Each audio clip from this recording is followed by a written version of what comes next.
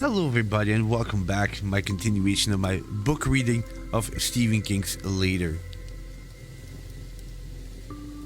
I got back home around 2:15, a little late, but not "Where have you been?" I was so worried late. I had a long scrape on one arm, and the knee of my pants was torn when one of the high school boys bumped me, and I went down hard. But I felt pretty damn fine just the same. Valerie wasn't there, but two of her girlfriends were. One of them said Valerie liked me, and the other one said I should talk to her, maybe sit with her at lunch. God, the possibilities. I let myself in and saw that someone, probably Mr. Provenza, the building super, had closed the mailboxes that had popped open when Theriot left, or, to put it more accurately, when it fled the scene. Miss Provenza had also cleaned up the broken glass and put a sign in front of the elevator that said "temporarily out of order." That made me remember the day Mom and I came home from school, me clutching my green turkey, and found the elevator at the palace on Park out of order. "Fuck this elevator," Mom had said. Then, you didn't hear that, kiddo.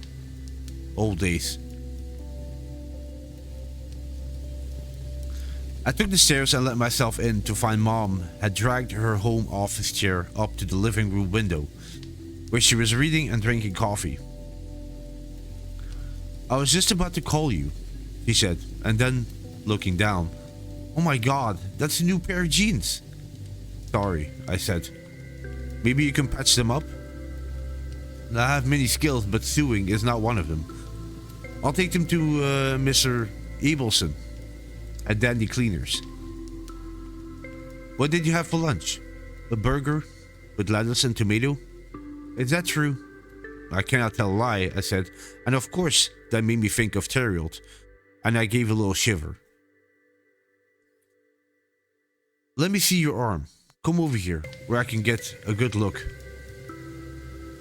I came over and displayed my battle scar. "No need of a band-aid, I guess, but you need to put on some Neosporin.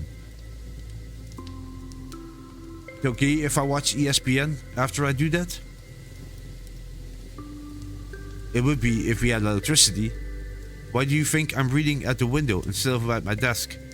"Oh, that must be why the elevator isn't working." "Your powers of deduction stun me, Holmes." This was one of my mom's jokes. She had dozens of them, maybe hundreds. "It's just our building. Miss Provenza said something blew out all the breakers. Some kind of power surge. He said he's never seen anything like it. He's going to try to fix it by tonight. But I've got an idea we'll be running on candles and flashlights once it gets dark."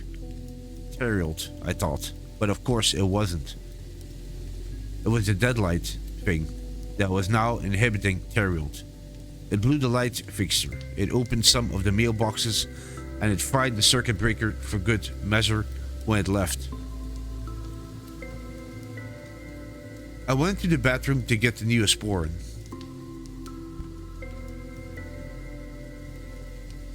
It was pretty dark in there, so I flipped the light switch. Habit's a bitch, isn't it? I sat on the sofa to spread antibiotics goo on my scrape, looking at the blank TV and wondering how many circuit breakers there were in an apartment building the size of ours, and how much power it would take to cook them all. I could whistle for that thing. If I did, would it come to the lad named Jamie Conklin? That was a lot of power for a kid who wouldn't even be able to get a driver's license for another 3 years. "Mom?" "What? Do you think I'm old enough to have a girlfriend?" "No, dear." Without looking up from her manuscript. When will I be old enough?" "How does 25 sound?" She started laughing and I laughed with her. Maybe I thought when I was 25 or so, I summoned Theriot and asked him to bring me a glass of water. But on second thought, anything it brought might be poison. Maybe just for the shits and giggles. I asked it to stand on its terrial's head, do split, maybe walk on the ceiling, or I could let it go. Tell it to go buzzing, cousin. Of course, I didn't have to wait. I didn't have to wait until I was 25. I could do that anytime. Only I didn't want to. Let it be my prisoner for a while. That nasty, horrible light reduced a little more than a firefly in a jar. See how I liked it. The electricity came back on at 10 o'clock, and all was right with the world. On Sunday, Mom proposed a visit to Professor Burkett to see how he was doing and to retrieve the casserole dish. Also, we could bring him some croissants from Hebers. I said that sounded good. He gave him a call and he said he'd love to see us. So we walked to the bakery and hailed a cab. My mother refused to use Uber. She said they weren't New York taxis. We're in New York. I guess the miracle of healing goes on even when you're old, because Professor Burkett was down to only one cane and moving pretty well. Not to be running a New York City marathon again, if he ever had, but he gave Mom a hug at the door, and I wasn't afraid he was going to faceplant when he shook my hand. He gave me a keen look. I gave him a slight nod, and he smiled. We understood each other.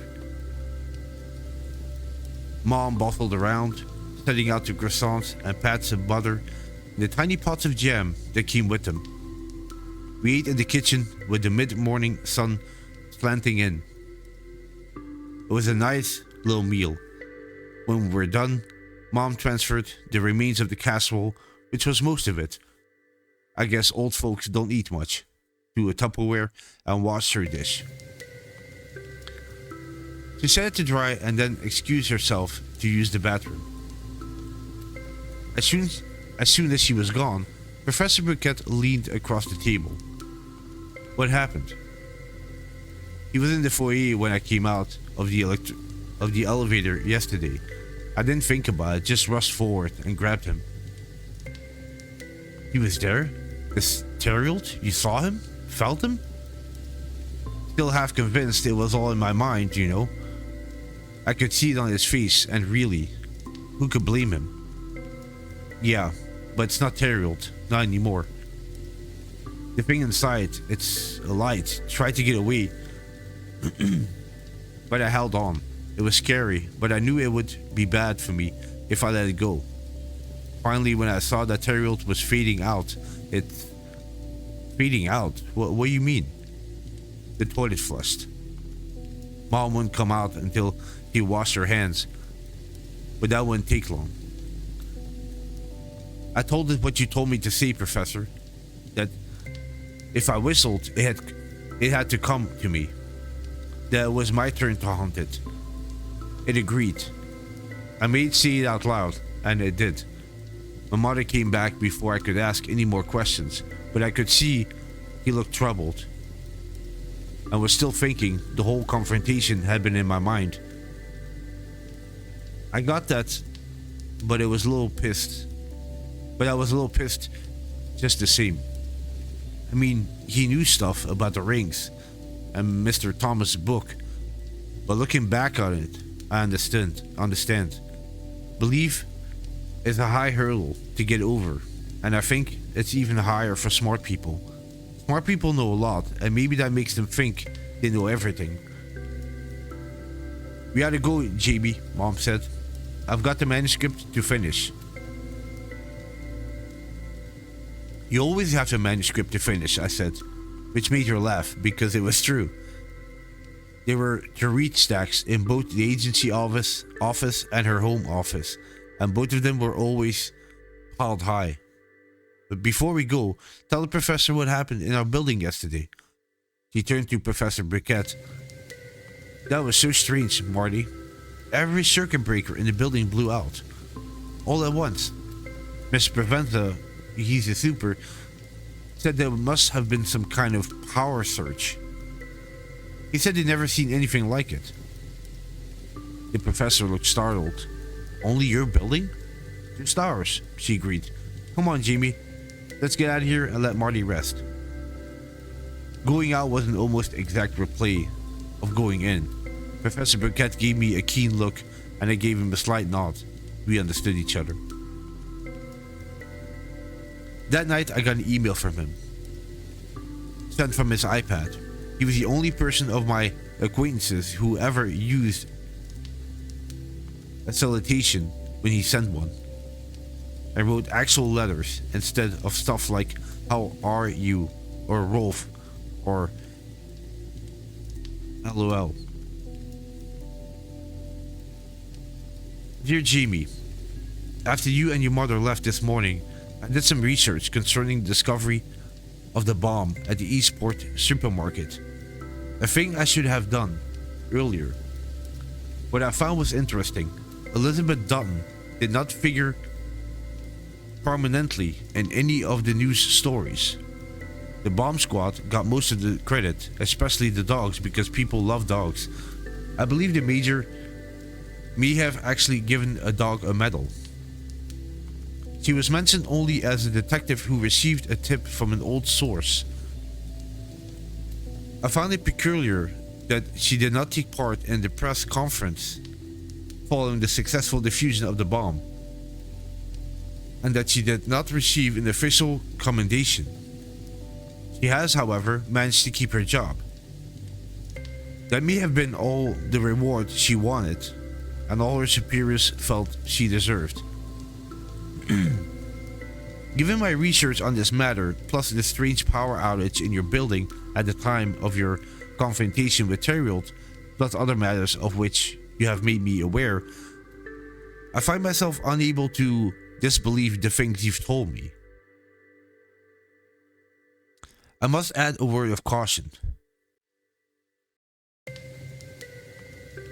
I did not care for the look of confidence on your face when you said it was your turn to haunt it, or that you could whistle for it and it would come. Perhaps it would, but I urge you to not do it. Tightrope walkers sometimes fall. Lion tamers can be mauled by cats they believe to be completely tamed. Under certain conditions, even the best dog may turn and bite his master. My advice to you, Jamie, is to leave this thing alone. With every good wish from your friend, Professor Martin Burkett, Marty. P.S. I am very curious to know the exact details of your extraordinary experience. If you can come and see me, I would listen with great interest. I am assuming you still do not want to burn your mother with the story, since it seems that matters have come to a successful conclusion. I wrote back right away. My response was much shorter, but I made sure to compose it as he had, like a snail mail letter. Dear Professor Burkett, I'd be glad to do that, but I can't until Wednesday because of a trip to Metropolitan Museum of Art on Monday. Sorry about that. And volleyball, boys against girls on Tuesday. If Wednesday is okay, I will come after school, like around 2:30. But I can only stay for an hour or so. I'll tell my mother I just want to visit you, which is true. Yours in friendship, James Conklin. And with this, I'm gonna stop it here for this book reading. Hope you enjoyed it, and I'll catch you in the next one. Take care.